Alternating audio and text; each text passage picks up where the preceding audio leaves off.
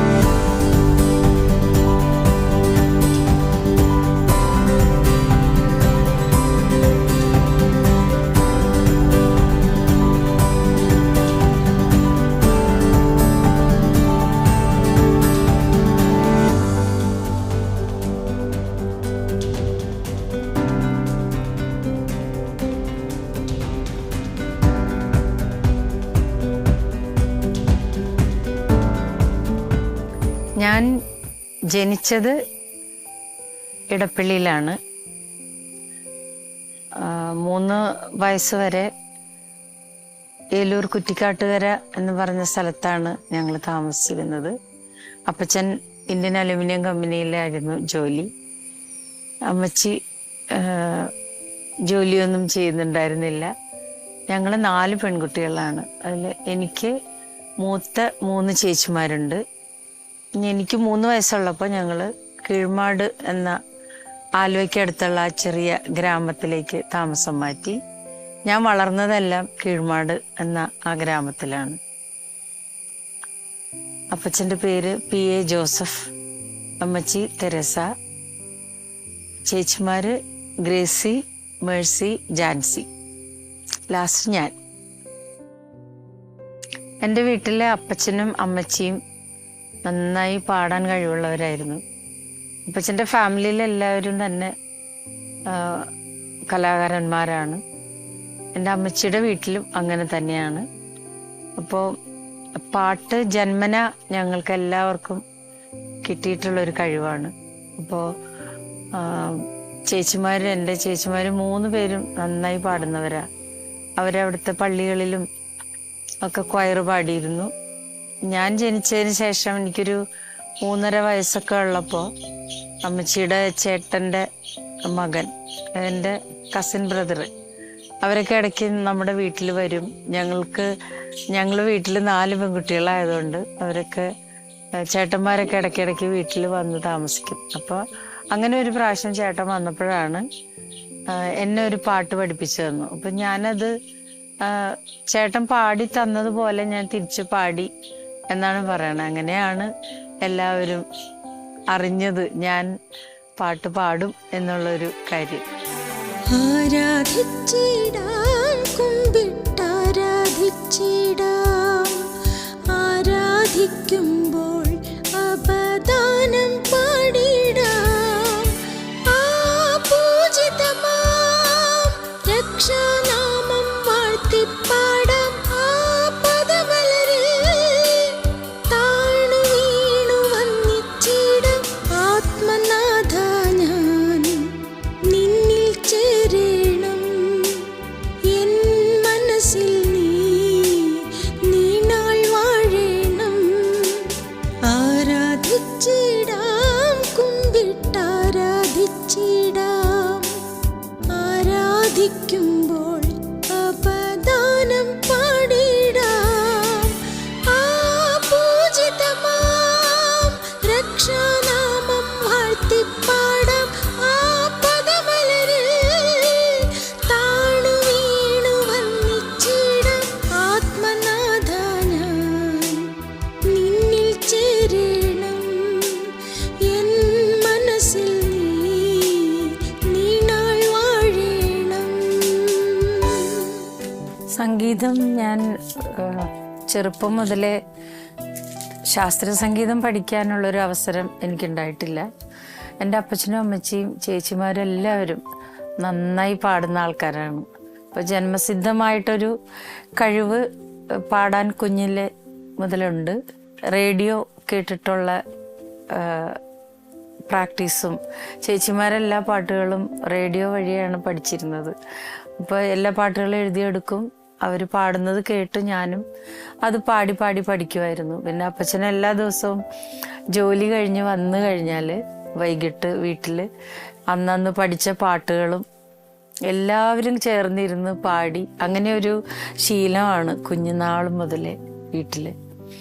പിന്നെ ഒരു ശ്രുതിയോടൊപ്പം പാടി പഠിച്ചത് ഞാൻ പഠിച്ചിരുന്ന സെൻറ്റ് ഫ്രാൻസിസ് ഗേൾസ് ഹൈസ്കൂളിൽ മ്യൂസിക്കിൻ്റെ ഒരു മാസ്റ്റർ ഉണ്ടായിരുന്നു, ആൻറ്റി ജോസ്. അദ്ദേഹം ഒത്തിരി കഴിവുകളുള്ള ഒരു വലിയൊരു കലാകാരനായിരുന്നു. സ്വന്തമായി പാട്ട് എഴുതും, അത് ട്യൂൺ ചെയ്യും, ഹാർമോണിയം വായിച്ച് പാടും. അപ്പോൾ അദ്ദേഹം എഴുതി ട്യൂൺ ചെയ്യുന്ന ഭക്തിഗാനങ്ങളൊക്കെ ഞങ്ങൾ കൊയറിന് അദ്ദേഹത്തോടൊപ്പം പള്ളിയിൽ പാടി. അങ്ങനെ ആ ഹാർമോണിയത്തോടൊപ്പം പാടിയ ഒരു ശീലം അങ്ങനെയാണ് ഉണ്ടായത്. പിന്നെ അതിന് ശേഷം ഒത്തിരി പ്രോഗ്രാംസും റെക്കോർഡിങ്സ് ഒക്കെ പിന്നീടാണ് ഉണ്ടായത്. പ്രോഗ്രാംസിനൊക്കെ പോകുമ്പോൾ ഓരോ ഓർക്കസ്ട്രയിലൊക്കെ പാടാനുള്ള പാട്ടുകൾ പഠിക്കും. അപ്പോൾ അത് ഓർക്കസ്ട്രയോടൊപ്പം പാടും. അങ്ങനെയാണ് കൂടുതലും ഒരു എക്സ്പീരിയൻസ് എനിക്കുണ്ടായത്. സത്യത്തിൽ പേരെടുത്ത് പറയാൻ ഒരു ഗുരു എന്ന് പറയാൻ ആദ്യത്തെ ഗുരു എൻ്റെ അപ്പച്ചൻ തന്നെയാണ്. പിന്നീടുള്ള ഗുരുവാണ് ശ്രീ ആൻറ്റി ജോസ്. ആദ്യത്തെ റെക്കോർഡിംഗ് എന്ന് പറയാൻ ഞാൻ 1984 തുടങ്ങി കൊച്ചിൻ CAC ഓർക്കസ്ട്രയിൽ പാടിത്തുടങ്ങി. അപ്പോൾ അവർക്ക് സ്വന്തമായിട്ട് ഒരു റെക്കോർഡിംഗ് സ്റ്റുഡിയോ ഉണ്ട്. വരാപ്പുഴ അതിരൂപതയുടെ കീഴിലുള്ള സ്ഥാപനമാണ് CAC. ഇവിടുത്തെ ഫാദർ മൈക്കിൾ പനക്കലാണ് എനിക്ക് അവിടെ പാടാനുള്ള ഒരു അവസരം, ആ ട്രൂപ്പിൽ ജോയിൻ ചെയ്യാനുള്ളൊരു അവസരം തന്നത്. പിന്നെ അവിടുന്ന് എനിക്ക് അവിടെ വരുന്ന റെക്കോർഡിങ്സൊക്കെ പാടാനുള്ള അവസരം ഉണ്ടായിട്ടുണ്ട്. ആദ്യത്തെ റെക്കോർഡിങ് എന്ന് പറയുന്നത് ഒരു മാപ്പിളപ്പാട്ടിൻ്റെ റെക്കോർഡിംഗ് ആയിരുന്നു. അത് എനിക്ക് പാടാൻ അവസരം തന്ന മ്യൂസിക് ഡയറക്ടർ CACയിലെ കീബോർഡിസ്റ്റായിരുന്ന ലിപ്സൺ ചേട്ടൻ ആണ്. ലിപ്സൺ ചേട്ടൻ ഇപ്പോൾ ജീവിച്ചിരിപ്പില്ല. 2 വർഷം മുമ്പ് ആൾ മരിച്ചുപോയി. അപ്പോൾ ലിപ്സൺ ചേട്ടൻ്റെ ആ വർക്കിന് കോറസ് പാടാനാണ് ഞാൻ ആദ്യമായിട്ട് ചെന്നത്. പക്ഷേ 10 പാട്ടുകൾ കഴിഞ്ഞ് 9 പാട്ടുകൾ റെക്കോർഡിങ് കഴിഞ്ഞതിന് ശേഷം ലാസ്റ്റ് പാട്ട് എനിക്ക് സോളോ പാടാനുള്ള അവസരം തരുമായിരുന്നു. അങ്ങനെയാണ് ആദ്യത്തെ എൻ്റെ കാസറ്റിൽ എൻ്റെ ശബ്ദം ആദ്യമായിട്ട് കേട്ടത് മൊഞ്ചുള്ള മണവാട്ടി എന്ന പേരുള്ള ആ കാസറ്റിലൂടെയാണ്. CAC എന്ന ആ സ്ഥാപനം എനിക്ക് തന്ന പ്രോത്സാഹനം അത് വളരെ വലുതാണ്. കാരണം അവിടുത്തെ ഗാനമേളകൾക്ക് ഞാൻ പാടിയിരുന്നു. പ്ലസ് അവിടെ റെക്കോർഡിംഗ് സ്റ്റുഡിയോ ഉള്ളതുകൊണ്ട് അവിടെ വരുന്ന എവിടെ നിന്ന് ഏത് നാട്ടിൽ നിന്ന് വന്നാലും എന്നെക്കുറിച്ച് അവിടുത്തെ മൈക്കിളച്ചൻ അവരോട് പറയുകയും ആ കാസറ്റുകളിലൊക്കെ പാടാൻ എനിക്ക് അവസരം വാങ്ങിത്തരികയും ചെയ്തിട്ടുണ്ട്. അതൊന്നും അച്ഛൻ വാങ്ങി തന്നതാണെന്നോ ഇതൊന്നും ഞാൻ അറിഞ്ഞിരുന്നില്ല എന്നൊന്നും. പക്ഷെ ഒരുപാട് കാസറ്റുകളിൽ പാടാൻ ഉള്ള അവസരം ആ സ്ഥാപനത്തിൽ ഞാനായിരുന്നത് കൊണ്ട് സാധിച്ചിട്ടുണ്ട്. അതുകൂടാതെ അന്ന് എറണാകുളത്തുണ്ടായിരുന്ന 2-3 സ്റ്റുഡിയോസേ അന്നുള്ളൂ. ഒന്ന് CAC, ഒന്ന് കലാഭവൻ, ഒന്ന് ഹരിശ്രീ, ആലാപ് സ്റ്റുഡിയോ എന്നറിയപ്പെടുന്ന ഉണ്ണിമേനോൻ്റെ സ്റ്റുഡിയോ. അപ്പോൾ അവിടെയൊക്കെ മിക്ക ദിവസങ്ങളിലും റെക്കോർഡിങ്സാണ്. അപ്പോൾ ചില ദിവസം ഞാൻ 2 സ്റ്റുഡിയോയിൽ പാടും, 3 സ്റ്റുഡിയോയിൽ പാടും. അങ്ങനെയൊക്കെ ഓടി നടന്ന് പാടിയിരുന്ന ഒരു കാലഘട്ടമായിരുന്നു അത്. എത്ര പാട്ടുകളോളം പാടിയിട്ടുണ്ട് എന്നൊന്നും എണ്ണം ഇതുവരെ നോക്കിയിട്ടില്ല. എങ്കിലും 10,000-10,000 പാട്ടുകൾക്ക് മേലെ ചെന്നൈയിലേക്ക് പോകുന്നതിന് മുൻപ് എനിക്ക് പാടാൻ സാധിച്ചിട്ടുണ്ട്.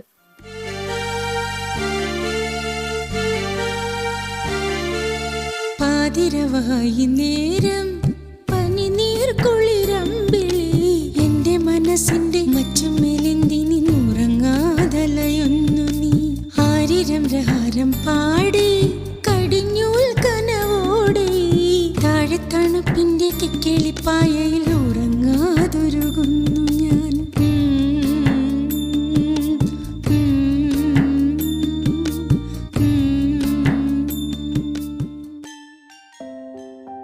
സിനിമയിലേക്കുള്ള വരവ് അതും CAC വഴി തന്നെയാണ്. CAC സ്റ്റുഡിയോയിൽ അന്നൊക്കെ നമ്മുടെ മലയാള മണ്ണിൻ്റെ ലെജൻസ് എന്ന് നമ്മൾ വിളിക്കുന്ന K. രാഘവ മാഷ്, അർജുനൻ മാഷ്, Kalavoor Balan sir, Jerry Amaldev sir, ജോബാൻ ജോർജ്, ഇങ്ങനെ ഒത്തിരി മ്യൂസിക് ഡയറക്ടേഴ്സ് അവിടെ വന്ന് റെക്കോർഡിങ് ചെയ്യുമായിരുന്നു. അപ്പോൾ അവരുടെയൊക്കെ പാട്ടുകൾ പാടാൻ എനിക്ക് ഒരുപാട് അവസരങ്ങൾ ഉണ്ടായിട്ടുണ്ട്. അപ്പം അങ്ങനെ ഇരിക്കുമ്പോൾ ചിദംബരനാഥ് എന്ന് പറഞ്ഞ മ്യൂസിക് ഡയറക്ടർ, അദ്ദേഹത്തിൻ്റെ മകൻ ആണ് രാജാമണി, ഫിലിമിലെ മ്യൂസിക് ഡയറക്ടറാണ്. അപ്പോൾ അദ്ദേഹം ചിത്രചേച്ചിക്ക് വേണ്ടി 10 പാട്ടുകൾ പാടാനായിട്ട് എന്നെ ട്രാക്ക് പാടാൻ വിളിച്ചു. അപ്പോൾ ആ പാട്ടുകളൊക്കെ അത് ആ കാസറ്റ് പ്രൊഡ്യൂസ് ചെയ്തത് ദാസേട്ടൻ്റെ ബ്രദറായ ആൻ്റണി ചേട്ടനായിരുന്നു. അപ്പം അതിൽ ഞാൻ 10 പാട്ടുകളും പാടി. അവർക്ക് വളരെ സന്തോഷമായിരുന്നു ആ റെക്കോർഡിങ് കഴിഞ്ഞപ്പോൾ. അപ്പം രാജാമണി സാർ എൻ്റെ അടുത്ത് പറഞ്ഞു, ഇങ്ങനെ സാറിനൊരു മലയാള പടം വർക്ക് ചെയ്യാൻ കിട്ടിയിട്ടുണ്ട്, അപ്പോൾ അതിൻ്റെ ട്രാക്ക് പാടാൻ ട്രിവാൻഡ്രത്തേക്ക് വരണം എന്ന് പറഞ്ഞു. അപ്പോൾ എൻ്റെ അപ്പച്ചൻ അങ്ങനെ തിരുവനന്തപുരത്ത് പോയി 5 ദിവസം താമസിച്ച് റെക്കോർഡിംഗ് എന്നൊക്കെ പറയുമ്പോൾ അത് കുറച്ച് ഞങ്ങളെ സംബന്ധിച്ച് അന്നത് കുറച്ച് ബുദ്ധിമുട്ടായിരുന്നു. അപ്പോൾ അപ്പച്ചൻ ആദ്യം നോ പറഞ്ഞെങ്കിലും PR മുരളി ചേട്ടൻ, ഫ്ലൂട്ടിസ്റ്റ്, അദ്ദേഹവും ചിറ്റൂർ ഗോപി ലിറിക്സ് എഴുതുന്ന ഗോപിച്ചേട്ടൻ, അന്ന് തബല വായിക്കാൻ ഗോപിച്ചേട്ടൻ ഉണ്ടായിരുന്നു. അപ്പോൾ അവരുടെ എല്ലാവരുടെയും ആ ഒരു പ്രോത്സാഹനം, അവരുടെ ഇടപെടൽ കൊണ്ട് അപ്പച്ചൻ അതിന് സമ്മതം മൂളി. അങ്ങനെയാണ് ആദ്യത്തെ വേണുനാഗവള്ളി സാറിൻ്റെ സ്വാഗതം എന്ന പടത്തിലേക്ക് ട്രാക്ക് പാടാൻ ഞാൻ തിരുവനന്തപുരത്തേക്ക് പോകുന്നത്. അപ്പച്ചനും ഞാനും പോയി. അവിടെ ചെന്നു. 5 ദിവസം ഉണ്ടായിരുന്നു. ആദ്യത്തെ ദിവസം പാട്ട് പഠിച്ചു. ബാക്കി 3 ദിവസം 3 പാട്ടുകൾ ഓരോ ദിവസം റെക്കോർഡ് ചെയ്തു. 5-ാമത്തെ ദിവസം പാടിയ പാട്ടുകളെല്ലാം എല്ലാവരും ഇട്ട് കേട്ടു. ആ റെക്കോർഡിങ്ങിൻ്റെ ഒരു പ്രത്യേകത എന്ന് പറഞ്ഞാൽ അന്നവിടെ ഒത്തിരി ഗായകരും മ്യൂസിക് ഡയറക്ടേഴ്സും ഒക്കെ ഉണ്ടായിരുന്ന ഒരു റെക്കോർഡിംഗ് ആണ്.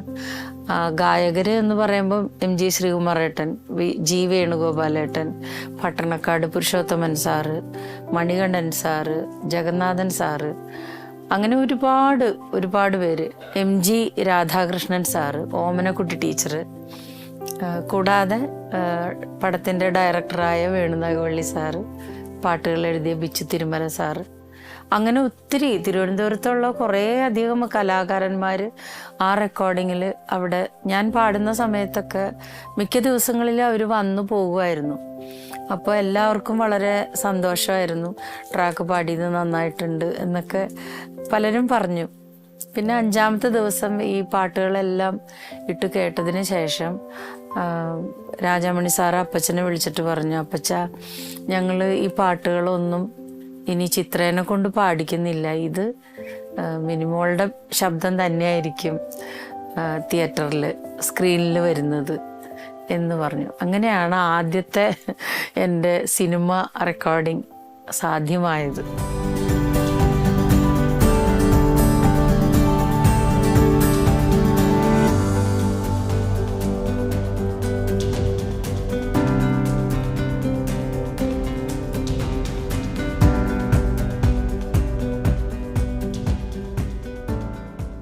തമിഴ് സിനിമയിലേക്ക് ഞാൻ വരാൻ കാരണം നമ്മുടെ മലയാളത്തിൻ്റെ ഭാവഗായകനായ P. ജയചന്ദ്രൻ സാറാണ്.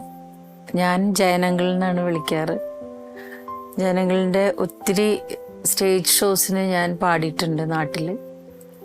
ഉണ്ണിമേനോൻ ചേട്ടൻ, ജോളി എബ്രഹാം ചേട്ടൻ, മാർക്കോസ് ചേട്ടൻ, MG ശ്രീകുമാരേട്ടൻ, വേണുഗോപാലേട്ടൻ, അവരോടൊപ്പം ഒരുപാട് സ്റ്റേജ് ഷോസ് ഞാൻ ചെയ്തിട്ടുണ്ട്.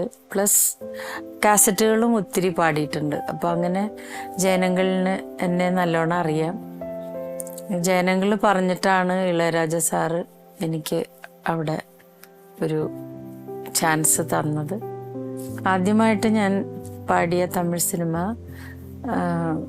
ക്യാമറാമാനായിരുന്ന PC ശ്രീറാം സാറിൻ്റെ ആദ്യത്തെ ഡയറക്ഷനിലുള്ള മീര എന്ന തമിഴ് പടമായിരുന്നു. ഞാൻ ചെന്നൈയിൽ ചെല്ലുമ്പോൾ ആ ഇൻഡസ്ട്രിയിലുള്ളതിൽ വെച്ച് ഏറ്റവും ചെറിയ ആൾ ഞാനായിരുന്നു, ഏറ്റവും പ്രായം കുറവ്. പുതിയതായിട്ട് ഒരു ഇൻഡസ്ട്രിയിലേക്ക് വന്ന കുട്ടി എന്നുള്ള ഒരു, അതും തമിഴൊട്ടും എനിക്കറിയില്ല എന്നൊക്കെ. അപ്പോൾ അവരോടൊക്കെ സംസാരിക്കുമ്പോൾ തന്നെ എനിക്ക് ഭാഷ അറിയാത്തതുകൊണ്ട് വളരെയധികം ബുദ്ധിമുട്ടായിരുന്നു. അപ്പോൾ അതുകൊണ്ട് അവരെല്ലാവരും മലയാളത്തിൽ എന്നോട് സംസാരിക്കുമായിരുന്നു. അപ്പോൾ ഓരോ പാട്ടുകൾ പാടുമ്പോഴും വളരെയധികം സപ്പോർട്ട് ചെയ്ത് എൻകറേജ് ചെയ്ത് ഒത്തിരി നല്ല നല്ല ടിപ്സൊക്കെ പറഞ്ഞു തന്ന് അങ്ങനെയൊക്കെ ആയിരുന്നു ബാലുങ്കളും മനോണ്ണനും എല്ലാം. ഇളയരാജ സാറിൻ്റെ ഇഷ്ടപ്പെട്ട പാട്ടുകൾ എന്ന് പറയാൻ എല്ലാം നല്ല പാട്ടുകളാണ്. ഒത്തിരി നല്ല നല്ല പാട്ടുകൾ ഞാൻ പാടിയിട്ടുണ്ട്. അതിൽ തിരുമതി പഴനിച്ചാമി എന്നുള്ള പടത്തിൽ കുത്താലക്കുയിലേ കുത്താലക്കുയിലേ ഉക്കാന്ത് പേസലാമാ, അങ്ങനെ ഒരു പാട്ട്. പിന്നെ പടങ്ങളുടെ പേര് എനിക്കെല്ലാം ഒന്നും ഓർമ്മയില്ല. മുത്താലമ്മ എൻ മുത്താലമ്മ இந்த മുത്തഴകൻ പക്കം വര കൺപാരമ്മ, അങ്ങനെ ഒരു പാട്ട്. പിന്നെ ദൈവമേ തേരിൽ നിன்று ഗീதை ஒன்று படைத்தாய் தர்மமே வெல்லும் என்று വാർത്തൈ ஒன்று ഉരൈത്തായ്. അങ്ങനെ ഒരു അത് ആ പാട്ട് ഇഷ്ടം എന്ന് പറയുന്നതിലുപരി അതൊരു ഭയങ്കര ടഫ് സോങ് ആയിരുന്നു. ആ പാട്ട് ഒരു ഫുൾ ഡേ എടുത്തിട്ടാണ് ഒരു റെക്കോർഡിങ് നടന്നത്. അപ്പം എന്താ പറയുക, രാവിലെ മുതൽ രാത്രി വരെ ആ ഒരു സോങ് റെക്കോർഡിംഗ് ആയിരുന്നു. അത്രമാത്രം ഹെവി ഓർക്കസ്ട്ര വെച്ചിട്ടുള്ള ഒരു റെക്കോർഡിംഗ് ആയിരുന്നു. അത് എനിക്ക് മറക്കാൻ പറ്റാത്തൊരു പാട്ടാണ്. അതുപോലെ തന്നെ വേറൊരു പാട്ട് കൂടി രാജ സാറിൻ്റെ അത്രയും ഹെവി ഓർക്കസ്ട്രേഷനിൽ പാടാൻ പറ്റിയിട്ടുണ്ട്. അടി പൂങ്കുയിലേ പൂങ്കുയിലേ കേള് നീ പാട്ടെടുത്ത കാരണത്തെ കൂറ്, അങ്ങനെ ഒരുപാട് പാട്ടുകൾ ഉണ്ട് രാജ സാറിൻ്റെ. പിന്നെ പപ്പായുടെ സ്വന്തം അപ്പൂസിലെ കാക്ക പൂച്ച കൊക്കര കോഴിവ ഒട്ടകമാന മയിലേ, അങ്ങനെ ഒരു പാട്ട്.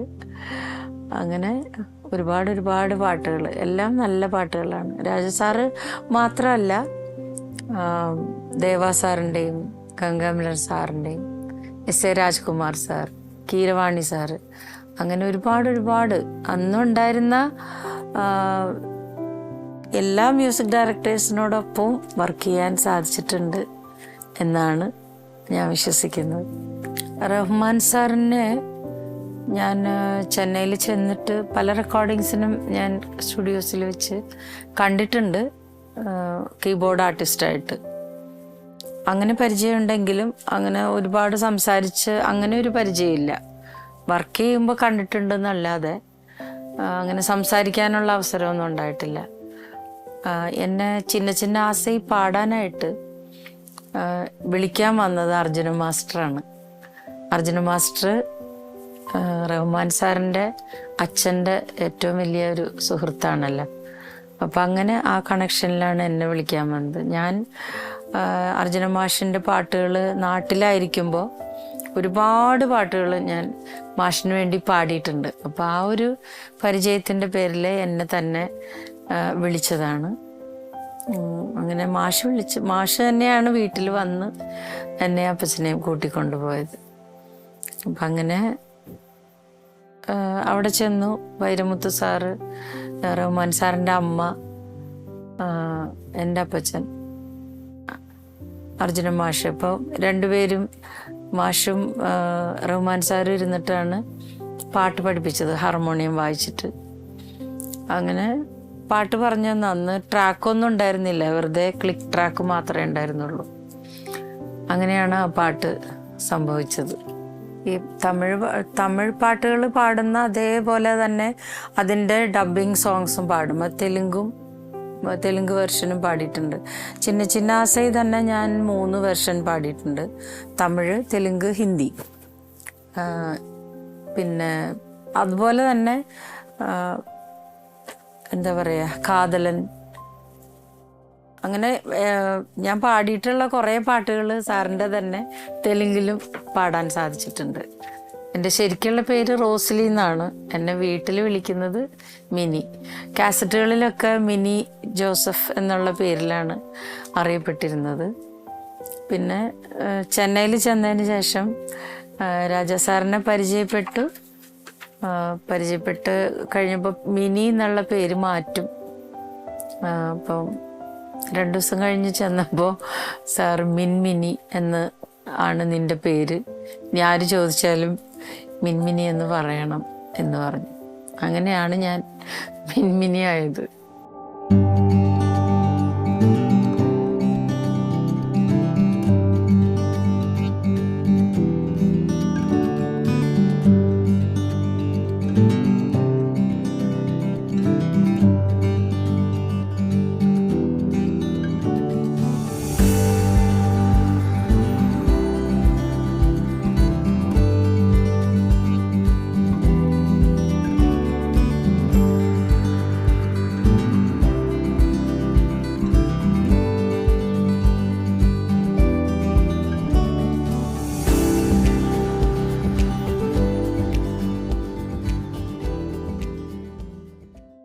എൻ്റെ ഹസ്ബൻഡ് മ്യൂസീഷ്യനാണ്.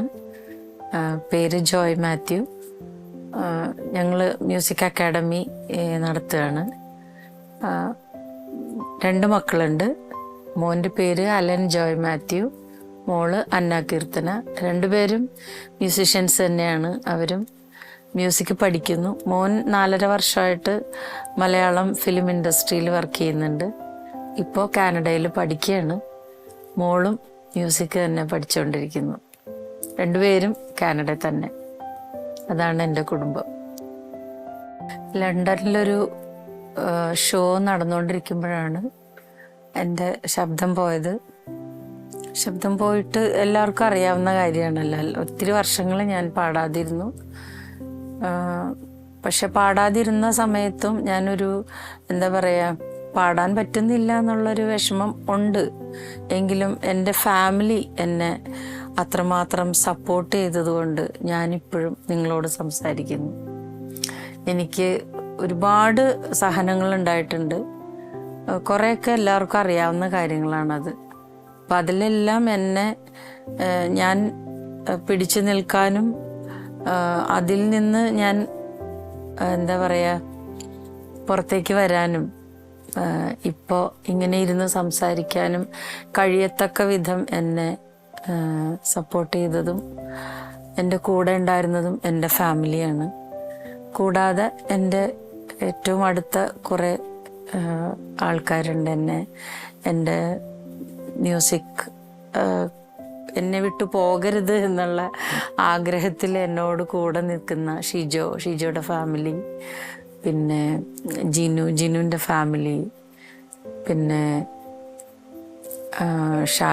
ഷാജിയുടെ ഫാമിലി, എൻ്റെ സിസ്റ്റേഴ്സ്, പിന്നെ അങ്ങനെ ഒരുപാട് നല്ല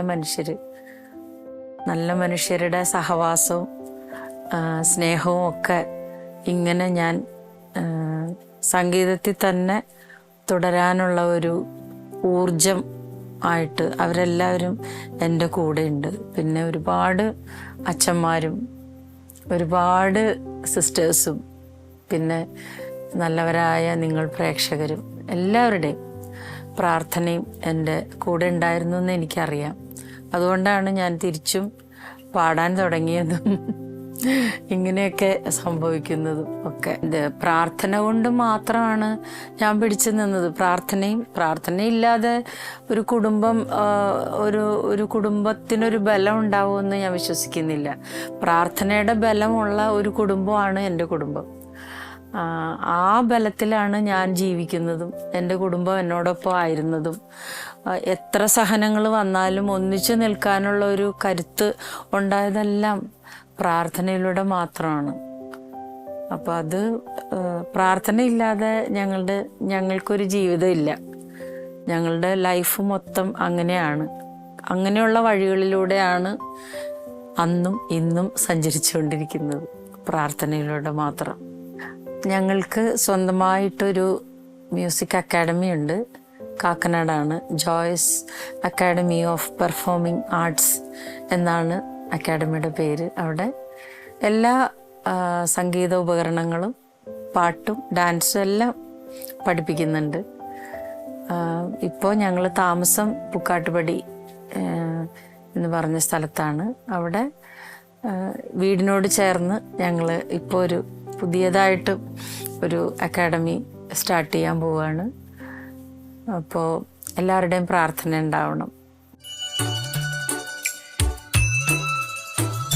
சின்ன சின்ன ஆசை சிறகடிக்கும் ஆசை முத்து முத்து ஆசை முடிந்து வைத்த ஆசை வெண்ணிலவு தொட்டு முத்தமிட ஆசை என்னை இந்த பூமி சுற்றி வர ஆசை சின்ன சின்ன ஆசை சிறகடிக்கும் ஆசை முத்து முத்து ஆசை முடிந்து வைத்த ஆசை வெண்ணிலவு தொட்டு முத்தமிட ஆசை என்னை இந்த பூமி சுற்றி வர ஆசை சின்ன சின்ன ஆசை சிறகடிக்கும் ஆசை.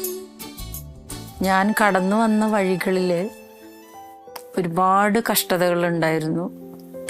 പക്ഷെ അതെല്ലാം ഞാൻ അതിനെ ഓവർകം ചെയ്തത് നേരത്തെ ഞാൻ പറഞ്ഞു, എൻ്റെ സ്നേഹമുള്ള ഒരു കുടുംബം എന്നോടൊപ്പം ഉള്ളതുകൊണ്ടാണ്. എത്ര ഞാൻ പാടിക്കൊണ്ടിരുന്ന സമയത്ത് ഒത്തിരി പേര് നമ്മുടെ പാട്ട് ഇഷ്ടപ്പെടുന്നവരുണ്ട്, പാട്ടിനെ സ്നേഹിക്കുന്നവരുണ്ട്, നമ്മുടെ ഒത്തിരി കത്തുകൾ എഴുതിയിരുന്നവരുണ്ട്, എല്ലാവരും ഉണ്ട്. പക്ഷേ നമ്മളായിരിക്കുന്ന ആ ഇടത്ത് നമ്മളോടൊപ്പമുള്ളത് നമ്മുടെ കുടുംബമാണ്. അപ്പം എല്ലാത്തിനും, ഇപ്പം എനിക്ക് മാത്രമല്ല, നമുക്ക് ആർക്ക് ഏതൊരു കഷ്ടതയോ എന്തെങ്കിലും ഒരു ബുദ്ധിമുട്ട് വന്നാൽ എപ്പോഴും നമ്മുടെ കൂടെ ഉണ്ടാവുന്നത് നമ്മുടെ കുടുംബം മാത്രമാണ്. അതെൻ്റെ ജോയിച്ചൻ എൻ്റെ കൂടെ ഉണ്ടായിരുന്നത് കൊണ്ടാണ്. എൻ്റെ ജോയിച്ചൻ്റെ ഫാമിലി, എൻ്റെ ചേച്ചിമാരുടെ ഏറ്റവും അടുത്ത എൻ്റെ ആൾക്കാരുടെ ബലം എന്നോടൊപ്പം ഉണ്ടായിരുന്നതും, പ്ലസ് ഞങ്ങളോടൊപ്പം പ്രാർത്ഥന എന്നും ഉണ്ടായിരുന്നു, ഇപ്പോഴും അങ്ങനെ തന്നെയാണ്. അതുകൊണ്ടൊക്കെ തന്നെയാണ് ഞാൻ ഇപ്പോഴും ഇങ്ങനെ നിൽക്കുന്നതെന്ന് ഞാൻ നേരത്തെ പറഞ്ഞു. അപ്പോൾ ജീവിതത്തിൽ എന്താണ് പഠിച്ചതെന്ന് ചോദിക്കുമ്പോൾ, നമ്മളെ സ്നേഹിക്കുന്ന, നമ്മുടെ പാട്ടിനെ സ്നേഹിക്കുന്ന എല്ലാവരും വേറെ വേറെ സ്ഥലങ്ങളിലാണ്. നിങ്ങളെല്ലാവരും പാട്ട് കേൾക്കുന്നുണ്ട് എങ്കിലും പലരും എനിക്ക് വേണ്ടി പ്രാർത്ഥിച്ചിട്ടും ഉണ്ടാവും. പക്ഷെ എങ്കിലും നമ്മളോടൊപ്പം ചേർന്നിരിക്കാൻ നമ്മുടെ കുടുംബം മാത്രമല്ലേ, എനിക്ക് മാത്രമല്ല, എല്ലാവർക്കും അങ്ങനെ തന്നെയാണ് എന്ന് ഞാൻ മനസ്സിലാക്കി ഇത്രയും വർഷങ്ങളോളം ഞാനത് അനുഭവിച്ചുകൊണ്ടിരിക്കുകയാണ്.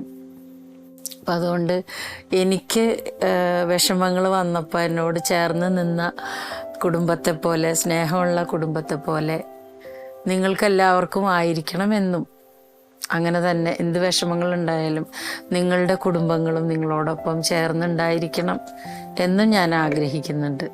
ഗുഡ്നെസ് TV-യിലൂടെ എന്നെ കണ്ടുകൊണ്ടിരിക്കുന്ന നല്ലവരായ പ്രേക്ഷകർക്ക് എല്ലാവർക്കും നല്ല സമാധാനമുള്ള ജീവിതവും സന്തോഷവും ഐശ്വര്യവും നിറഞ്ഞ ജീവിതം ഉണ്ടാവട്ടെ എന്ന് ഞാൻ ആശംസിക്കുന്നു, പ്രാർത്ഥിക്കുന്നു. നന്ദി.